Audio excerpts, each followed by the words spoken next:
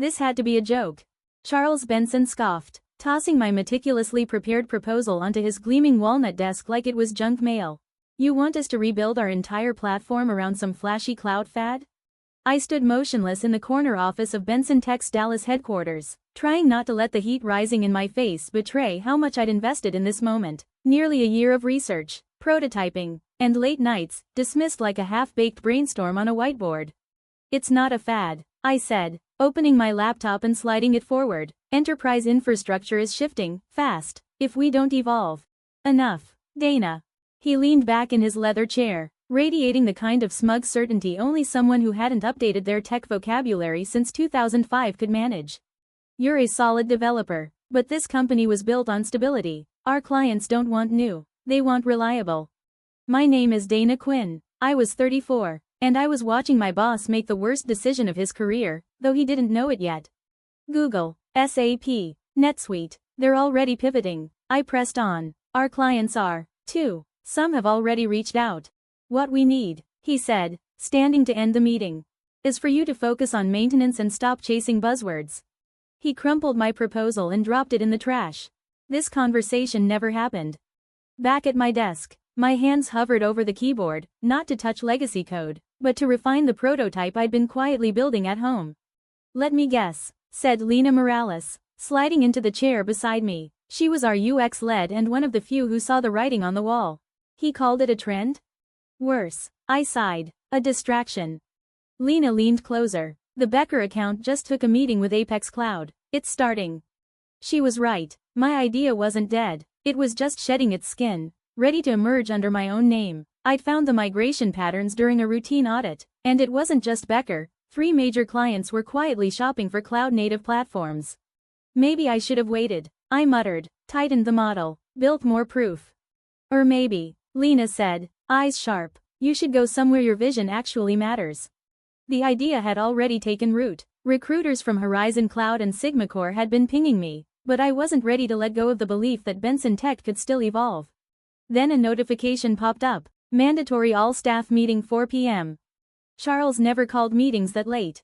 Unless, Lena glanced at her screen. Q3 must have crashed harder than we thought. She was right. At 4 o'clock, we packed into the conference room. Charles stood with 2 HR reps flanking him like bookends. His tone was thick with scripted sympathy. As part of a strategic workforce recalibration, I stopped listening. I already knew. When they started reading names, mine was third. Please gather your personal belongings. HR will escort you out. I packed my things in silence, catching Charles watching from his office, expression unreadable, but satisfied. He hadn't just killed my idea, he tried to erase me with it. What he didn't know, I'd been preparing. Every version of my prototype, every line of code, every wireframe, spec sheet, and market forecast, saved off network, in my personal cloud. Lena was waiting by the elevator. This is a mistake, she said, pulling me into a hug. Maybe, I replied, a quiet smile forming. Or maybe it's the start of everything. She slipped me a card. Keep in touch, you're not finished, Dana. As dusk fell over Dallas, I sat in my car, watching the rain smear the city skyline. 3 years of work, gone, but for the first time in months, I felt something else, freedom. Then my phone buzzed. Marcus Wong, my old UT Austin roommate, now a senior partner at Crescent Ridge Capital, a fast-rising VC firm. Heard what happened? Still thinking about that cloud platform? Let's talk. I smiled. Charles had tossed my vision in the trash, but in doing so, he'd released me from the one place that never deserved it. That night, in my apartment overlooking White Rock Lake, I opened my laptop and began drafting a new pitch, not for Benson, but for the future. First line, NBU score, the next generation of enterprise cloud infrastructure. Messages poured in from former colleagues, some sympathetic, some angry. I barely read them. I was already building the platform that would make Benson obsolete. Charles had told me to stick to legacy. I was designing the system that would make legacy irrelevant. By midnight, the architecture was mapped, the business plan in motion, and my fingers were flying. Because now, I wasn't just building a product. I was building the future. 18 months later, I stood before the executive board of Becker Industries, presenting Nimbus Score. The same clients who once hesitated were now hanging on every word. This migration, you're saying it'll take hours? Their CTO asked, eyebrows raised. I smiled. Not quite. We ran a full test using your current architecture. It takes 43 minutes. A ripple of stunned murmurs filled the room. On the screen behind me, Nimbuscore's live dashboard displayed metrics Benson Tech could only dream of. At that moment, I wasn't just a former employee. I was the future. Those numbers would have seemed impossible, unless you understood how deeply outdated Benson's infrastructure had become. My phone buzzed in my blazer. Marcus, probably checking in. Since that late-night text, Marcus Wong had become more than just an old college roommate or a VC. He was Nimbuscore's lead investor, and its loudest champion. Our first pitch meeting had changed everything. Let me get this straight, he'd said, scrolling through the prototype. You built this at Benson, and they tossed it? Along with 3 years of my life, I'd replied. He didn't laugh dismissively like Charles had. His laugh was sharp, electric, the sound of someone discovering treasure in a landfill. Their loss, he'd said, already dialing. Let me make some calls. Within a week, we had $5 million in seed capital. Within a month, I made my first hires, starting with Lena Morales. She quit the day she saw Nimbuscore in action. Their QA pipeline's prehistoric, she'd said, handing in her resignation. And Dana's actually building what comes next. Now, standing before Becker's board, watching their eyes light up, I was struck by the contrast. At Benson, I'd been ignored. Here, I was leading transformation. How soon can we launch? Their CEO asked. We can start tomorrow, I said. Back at our new downtown Dallas office, glass walls, open air, and momentum in every corner, Lena was waiting by my desk. Well? She asked. They're in, I said. Full migration, 3-year deal.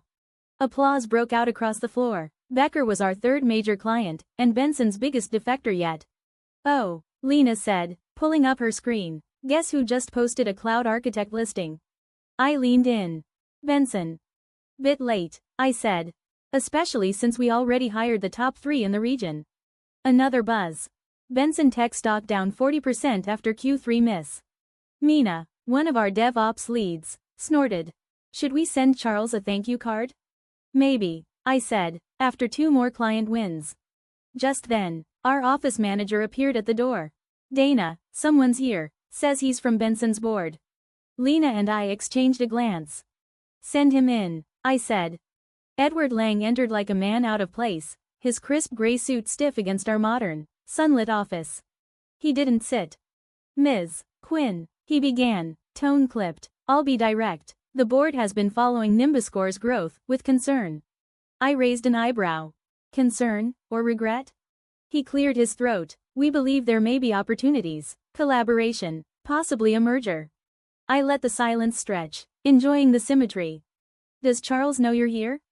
Mr. Benson is not currently part of this outreach. I turned my monitor so he could see the dashboard. 47% of Benson's former clients, now ours. We're projecting 80% by next year. Why would we merge? Resources, scale, legacy market presence. Legacy is exactly the problem, I said. Benson is chained to it. Nimbuscore was built to break it. He tried again. At least consider. I did, 2 years ago, in Charles's office. He threw it in the trash. His expression didn't change, but I could feel the door closing. Here's my counter, I added. Charles Benson makes a public statement. He admits he was wrong. Then we'll talk, collaboration, not merger. Edward paused, then nodded, slowly, and left without another word. Lena poked her head in. Let me guess, merger pitch? First of many, I said. They're just now realizing what they lost. What he lost, she corrected. My phone buzzed again. Martinez Group's CEO. I smiled. Time to take another call. Contract signed. When can your team get started? I smiled, feeling the weight of the moment. Tell everyone to gear up. It's time. Lena chuckled. Oh, and maybe send Charles a fruit basket. He deserves credit for throwing out the best idea he ever had. Later that night, as I stayed late cross-checking rollout schedules, an email popped up in my inbox. The sender? Charles Benson.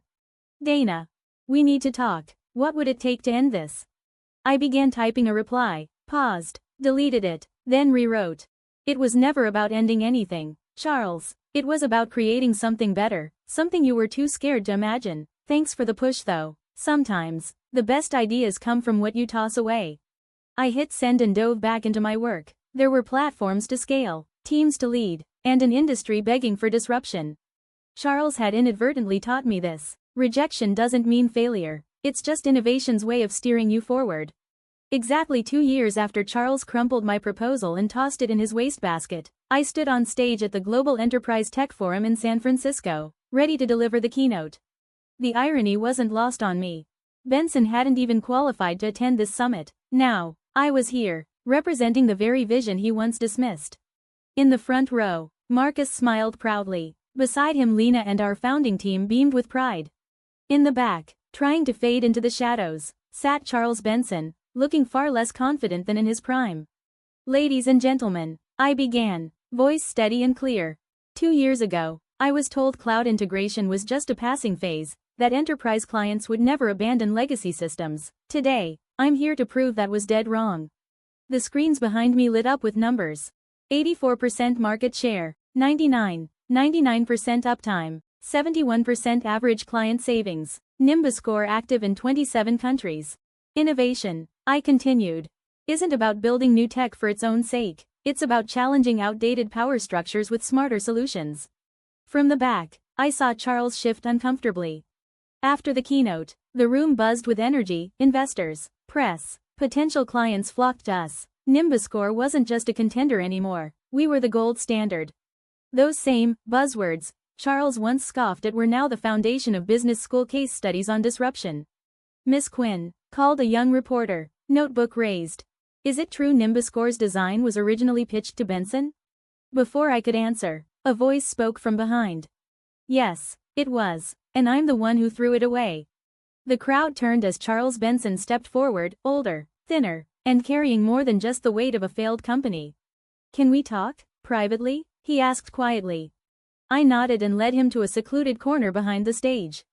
Up close, he looked like a man who'd lost more than market share. He'd lost vision, relevance, trust. I saw your keynote, he said. Those figures, they're incredible. They're what I tried to show you 2 years ago, I said. All of it was in your hands. He sighed deeply. I know the board's replacing me. Benson Tech is dying. The market evolved, I replied. You didn't. I made the wrong call, he admitted. I thought I knew what our clients wanted. I was wrong. I studied him. This was the apology I'd long expected, but now it felt less like validation and more like closure. So, what do you want? He handed me a folder, paper, old-fashioned. A proposal. Not a buyout, not a merger. A partnership. Let Benson Tech become an official Nimbus score implementation partner, he said. We understand the pain points legacy clients face. Let us help companies make the leap I refused to take. I looked him in the eye. The arrogance was gone, replaced by something quieter, humility, maybe even growth. Give me one reason, I said. That's not about saving Benson Tech. He took a breath. Because I was wrong, not just about the software, but about you. Maybe helping others avoid my mistakes is the only way to make this right.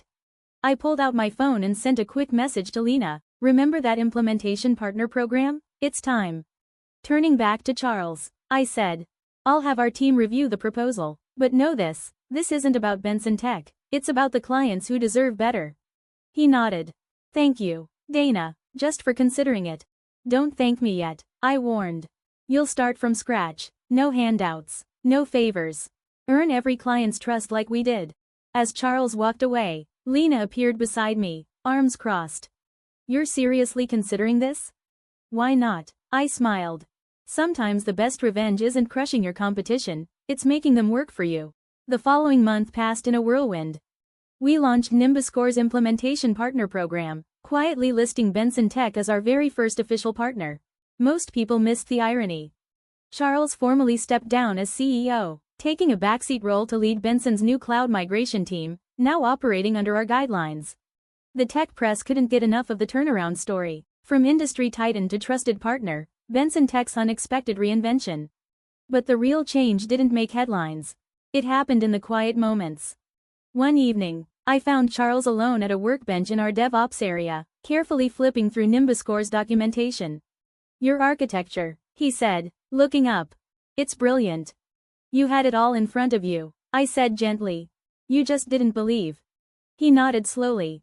The hardest part wasn't losing the battle. It was watching you win, knowing I could have been part of building this, not blocking it. I shrugged. Maybe some things just need to be built outside the old walls, beyond the limits. 6 months later, I stood in my office overlooking the Dallas skyline. On my desk, a framed article, From Rejection to Revolution, How Nimbuscore Changed Enterprise Tech. My phone buzzed. A message from Lena. You need to see this. Benson Tech just finished their 100th Nimbuscore migration. They're actually getting good. I smiled and glanced at the old Trome wastebasket sitting nearby. Yes, that wastebasket. A quiet reminder of where it all began. Then another message came in, from Charles. Martinez Group is referring us to their partners. Never thought I'd be thankful for being proven wrong. I typed back. Innovation means being willing to change. Better late than never. I turned to the glowing dashboard on my wall, numbers updating in real time, clients migrated, systems modernized, legacy dismantled. But the real victory wasn't in the metrics. It wasn't even in hearing Charles admit he'd been wrong. It was in proving that good ideas always find a way forward, even when others try to bury them. As I packed up to leave, my eyes caught the inscription etched across our lobby wall in brushed steel. Innovation doesn't ask permission. Beneath it, in smaller letters, March 8, 2023, proposal rejected at Benson Tech, not failure, a beginning.